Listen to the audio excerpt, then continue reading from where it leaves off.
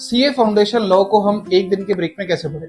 सबसे बड़ा सवाल यही रहता है। तो मेरी एडवाइस ये है कि आप सबसे पहले 60 मार्क्स के पेपर को टारगेट करें, ताकि 60 में से 45 आपके जरूर आ जाए। इस 60 मार्क्स के टॉपिक में आप बेसिक्स ऑफ लॉ, जिसको हम इंडियन रेगुलेटरी फ्रेमवर्क, साथ ही आप sales of goods act, partnership act, LLP act, companies act और नेगोशिएबल इंस्ट्रूमेंट, इतना आप अगर कवर करते हैं तो 65 से 70 मार्क्स का पेपर आपका कंप्लीट हो जाता है। इसके आप इंस्टीट्यूट के सारे क्वेश्चंस, इवन हमारे जो क्वेश्चन बैंक है उसको आप कीजिए, सो दैट आप इस 65 से 60 मार्क्स के पेपर में कम से कम 40 मार्क्स सिक्योर करें।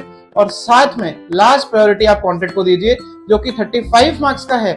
उसमें भी अगर मैं बोलूं तो आप इंडेमनिटी, गारंटी, बेलमेंट, प्लेज और एजेंसी के जो लास्ट के 3 चैप्टर्स हैं, इनका फिक्स वेटेज है 15 नंबर। जी हाँ, 15 मार्क्स का कॉन्ट्रैक्ट आपको इन 3 चैप्टर से पढ़ के होता है, और लास्ट में आप प्रायोरिटी देंगे और chapter 1 to chapter 6 of contract act. तो ये एक परफेक्ट रिवीजन स्ट्रेटेजी है, जो कि आप लॉ के साथ अगर जाएंगे तो आप लॉ में निश्चित रूप से सिर्फ पास ही नहीं, जबकि पूरा सीए फाउंडेशन जो कि वास्तव में लॉ की वजह से अटक जाता है, वो भी आप क्वालिफाई कर जाएंगे। Thank you.